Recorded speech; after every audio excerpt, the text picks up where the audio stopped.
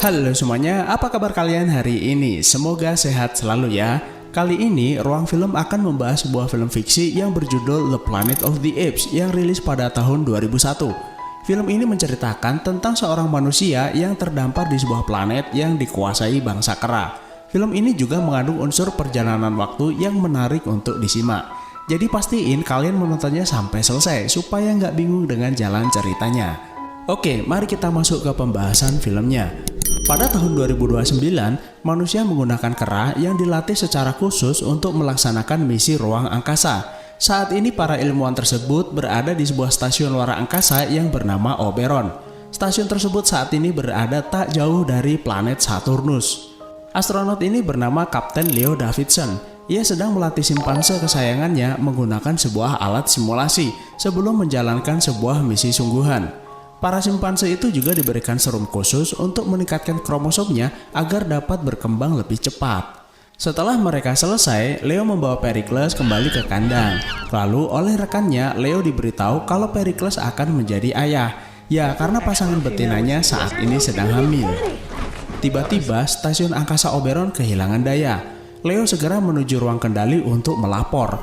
Ternyata hal tersebut disebabkan oleh sebuah badai elektromagnetik. Badai tersebut juga mengganggu sistem komunikasi. Kemudian mereka menerima sebuah transmisi yang membuat rekaman siaran komunikasi yang pernah ada di bumi. Sepertinya badai tersebut memantulkannya kembali kepada mereka.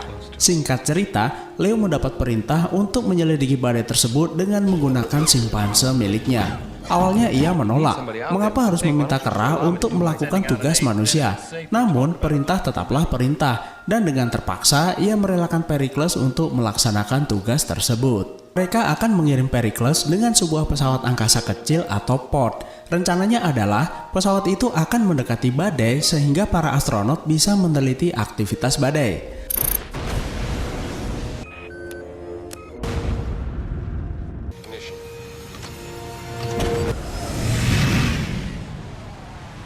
Setelah sampai di sana, badai tersebut malah membuat stasiun Oberon kehilangan kontak dengan Pericles. Komandan pun meminta mereka untuk bersabar. Namun, Leo memiliki firasat buruk menimpa Pericles. Diam-diam, ia keluar ruangan dan naik ke sebuah pod.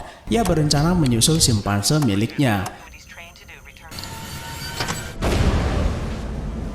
Dan akhirnya, Leo menemukan pod milik Pericles melayang-layang di angkasa dan berusaha mendekatinya.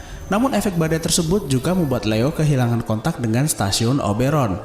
Tiba-tiba badai tersebut menyedot pod milik Pericles dan membuatnya menghilang, yang kemudian disusul pod milik Leo.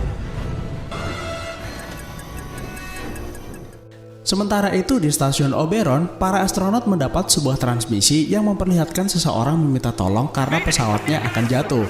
Mereka mengira transmisi tersebut dari Leo, namun sepertinya bukan, dan mereka tidak mengetahui dari mana sumber transmisi tersebut.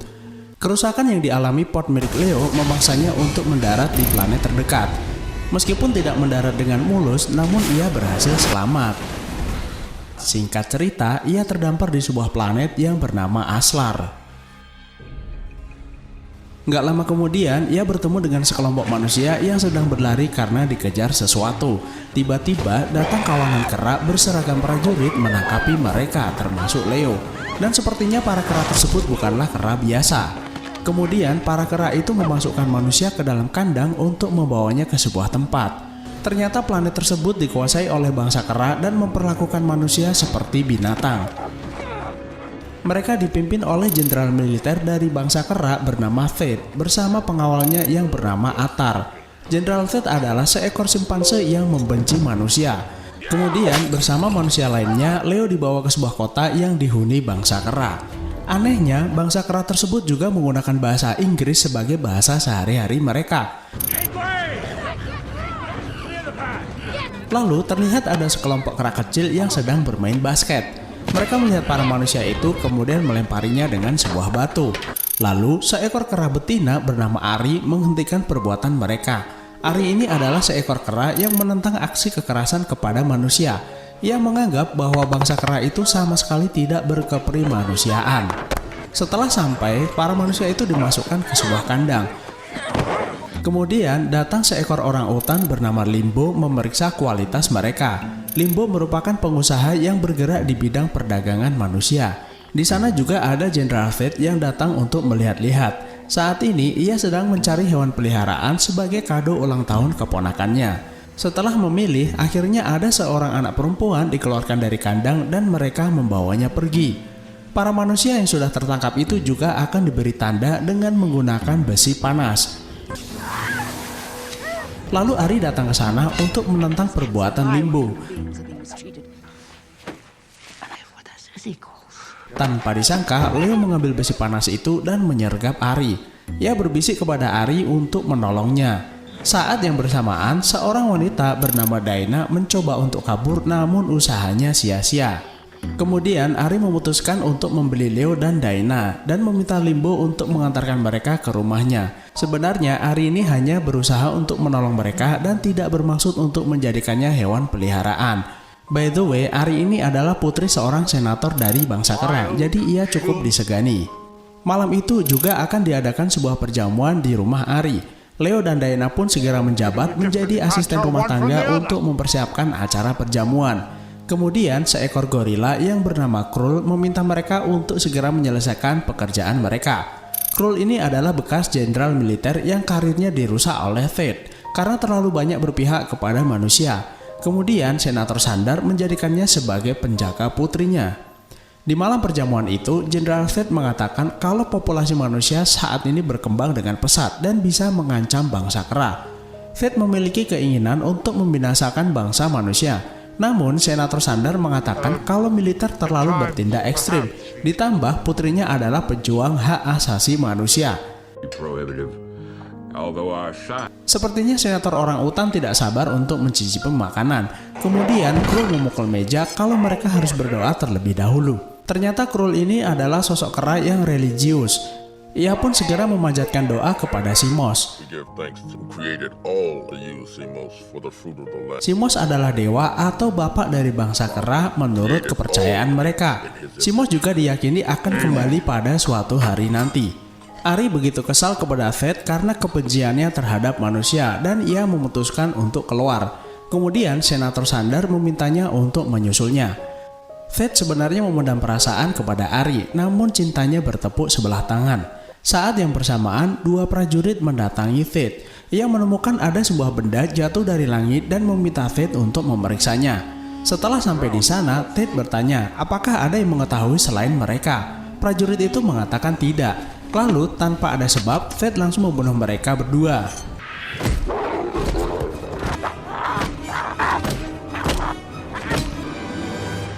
Fate kemudian meyakini kalau Leo bukanlah manusia asli dari planetnya, namun dari luar angkasa. Setelah perjamuan selesai, para manusia dikurung kembali agar tidak kabur.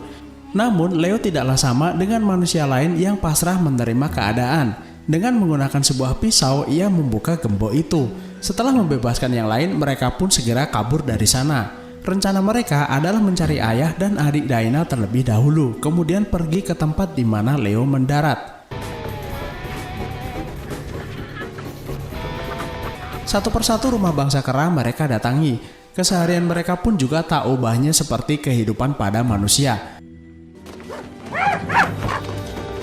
Bahkan rumah senator orang utan pun mereka datangi. Terlihat senator orang utan hendak berkembang biak.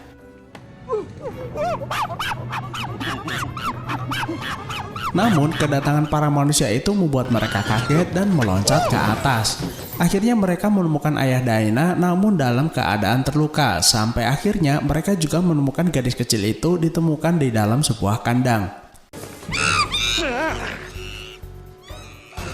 Karena kegaduhan itu, para prajurit kera pun segera mengejar mereka. Beruntung Ari dan Krul menemukan mereka kemudian membantunya kabur melalui terowongan. Fate mengetahui kalau Ari membantu para manusia tersebut. Namun kepada senator, Fate mengatakan kalau putrinya diculik. Ia memanfaatkan kondisi tersebut untuk mendapatkan kekuasaan dari para senator dan menyatakan perang kepada manusia. Demi putrinya, senator pun mengizinkannya. Kemudian pelayan keluarganya datang dan memberitahu kalau ia dipanggil ayahnya. Fate pun meminta Atar untuk memimpin pasukan di barisan depan. Sementara itu, Leo sudah sampai di lokasi pendaratan.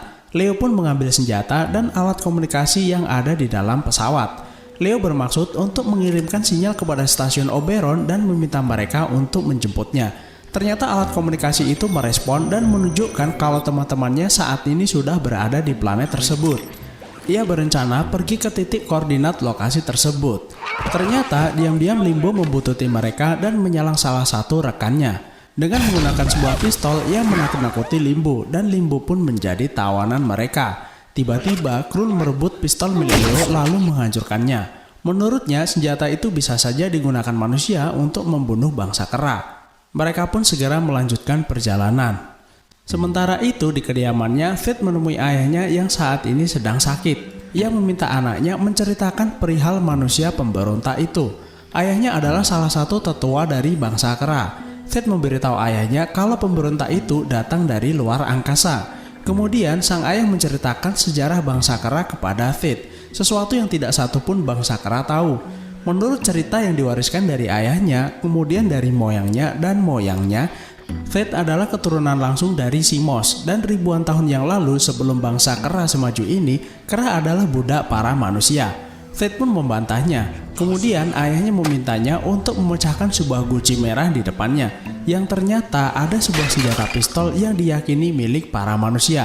Ayahnya kemudian meminta Fate untuk mencegah para manusia itu menuju sebuah tempat yang bernama Kalima, daerah suci yang menurut legenda tempat itu adalah asal-usul mereka.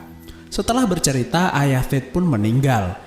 Keesokan harinya, sepanjang perjalanan, Leo menceritakan tentang keberadaan kera di planet bumi yang hampir punah. Sebagian dimasukkan ke kebun binatang dan sebagian lagi digunakan untuk penelitian.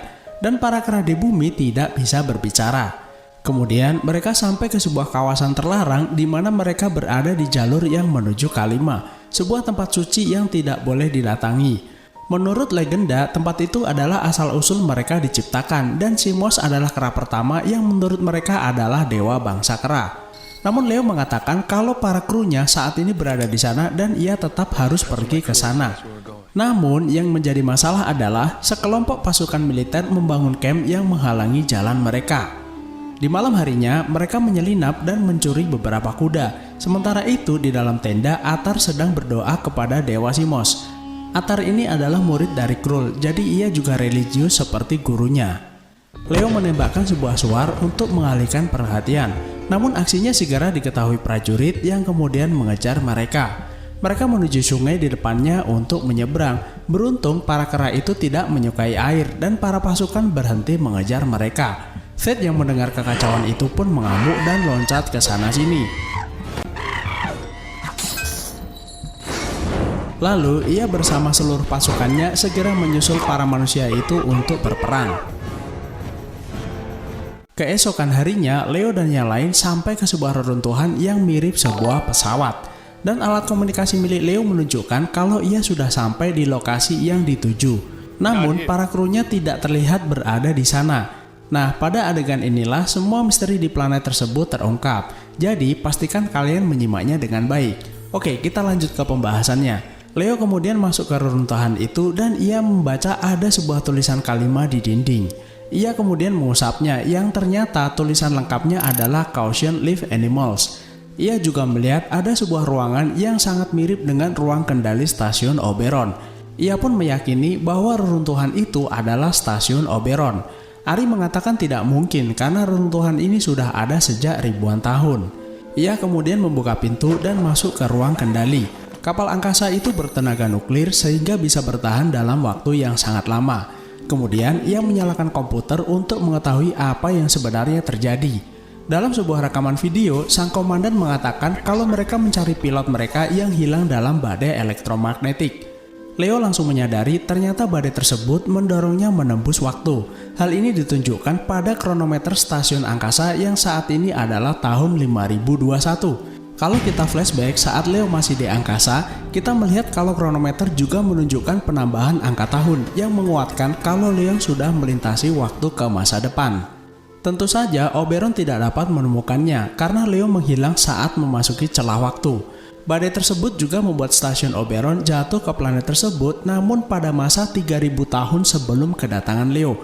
Dalam video rekaman itu, komandan juga bilang kalau planet tersebut tidak diketahui sebelumnya dan tidak berpenghuni. Selama berada di planet tersebut, mereka dibantu para kera yang semakin hari semakin kuat dan cerdas. Kemudian, Grace juga muncul dalam rekaman itu yang memberitahu kalau seekor kera bernama Simos yang sudah ia besarkan seperti anak sendiri mulai mengambil alih kelompok dan mulai tak terkendali. Jadi, bisa diambil kesimpulan kalau bangsa kera itu adalah keturunan para kera yang ada di stasiun Oberon yang kemudian berevolusi hingga saat ini.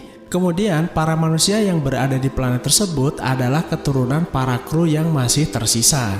Oke, salah satu misteri yang belum terungkap adalah mengapa jarak waktu kedatangan mereka bisa berbeda. Nanti akan saya jelaskan sambil melanjutkan pembahasannya.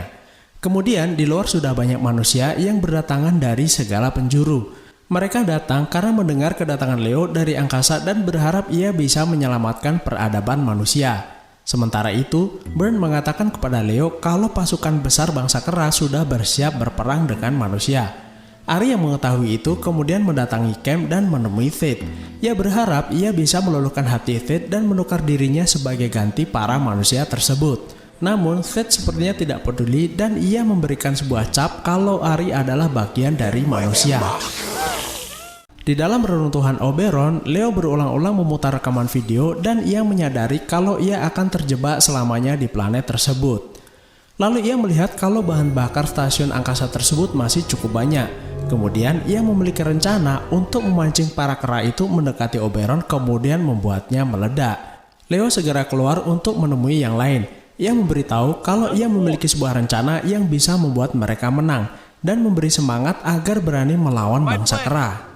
Keesokan harinya, para kera itu segera bersiap menyerang manusia.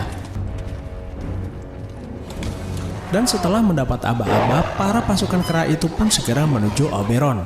Leo menjadikan alat komunikasinya sebuah remote, kemudian meledakkan Oberon, dan ia berhasil menumbangkan sebagian pasukan kera.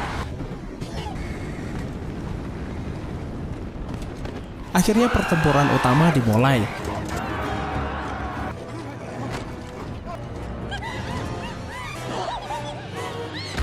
Di tengah pertempuran, akhirnya mantan Jenderal Krul dan bekas muridnya bertarung satu sama lain. Thade yang melihat Leo di tengah kerumunan segera mendatanginya dan menyerangnya tanpa ampun. Tiba-tiba, secara mengejutkan terdengar sebuah ledakan di angkasa. Ternyata itu adalah sebuah pot yang mirip dengan milik Leo. Tanpa disangka, ada seekor simpanse berpakaian astronot yang tak lain adalah Pericles. Kemudian, para bangsa kera itu mengira kalau ia adalah Semos, dewa mereka yang telah kembali. Peperangan pun langsung terhenti begitu saja. Oke, pada adegan ini kita bisa menyimpulkan mengapa Oberon bisa sampai terlebih dahulu ke planet tersebut. Jadi begini penjelasannya. Urutan yang memasuki badai elektromagnetik itu atau bisa juga disebut sebagai celah waktu adalah pot yang ditumpangi Pericles, kemudian disusul Leo, dan kemudian disusul oleh stasiun Oberon. Tidak dijelaskan stasiun Oberon menuju badai tersebut selang berapa lama. Namun yang pasti mereka mencari Leo hingga terdampar di planet tersebut. Jadi konsep melintasi waktu di film ini adalah siapa yang masuk paling akhir adalah yang sampai duluan. Dan bisa saja stasiun Oberon itu tidak mengalami perbedaan waktu yang cukup jauh dengan waktu sebenarnya. Ada kemungkinan stasiun Oberon mengorbit di planet Aslar beberapa dekade sebelum jatuh ke planet tersebut. Pada saat Oberon kehilangan kontak dengan Leo, mereka juga menerima sebuah transmisi yang tak lain adalah apa yang mereka alami di masa depan. Oke, kita lanjut ke filmnya. Setelah menurunkan Pericles, Leo juga mengambil senjata yang ada di dalam pot. Leo berniat memberi penjelasan mengenai evolusi yang terjadi pada mereka. Tiba-tiba Pericles berlari menuju Oberon. Leo segera menyusulnya, namun Thade dari belakang malah menyerangnya dan terjadi adu kejantanan di antara mereka. Pericles berusaha menolong namun malah dilempar Thade dan membuatnya terluka. Sampai akhirnya senjata yang terlepas berhasil direbut oleh Thade. Leo melihat saat ini Thade berada di dalam ruang kendali kemudian menutup pintunya. Hal itu membuat Thade terjebak di dalamnya. Lalu Leo menjelaskan kepada Atar kalau dari sinilah mereka berasal dan Simoslah yang membunuh sebagian kru Oberon. Karena itu, Atar merasa selama ini sudah dibohongi dan ia mengutuk kebiadaban Simos. Everything I have believed is a lie. Fate menjadi marah dan mengamuk di dalam ruang kendali. Untung saja kaca itu sangat kuat sehingga senjata pun tidak dapat menembusnya. Setelah itu, Leo menghampiri Pericles dan memberikan kepada Ari untuk merawatnya. Atar bersama Ari kemudian menguburkan jasad Krull dan memberi penghormatan terakhir. Setelah kejadian itu, mereka akan hidup berdampingan tanpa ada permusuhan. Tiba-tiba sinyal radar berbunyi dari dalam pod. Ternyata itu adalah sinyal koordinat dari badai elektromagnetik tersebut. Leo pun segera berpamitan dengan Ari dan Daena karena ia harus kembali ke bumi. Leo segera pergi dan menuju badai tersebut. Ia pun masuk ke sebuah celah waktu dan kronometer di dalam pod tersebut menunjukkan angka tahun mundur. Setelah berhasil keluar dari badai tersebut, ia segera menuju bumi. Saat memasuki atmosfer, ia mendapat peringatan kalau pesawatnya memasuki area terlarang. Sampai akhirnya, ia mendarat tepat di depan monumen Abraham Lincoln. Namun yang membuatnya terkejut adalah ternyata monumen itu adalah monumen General Fate.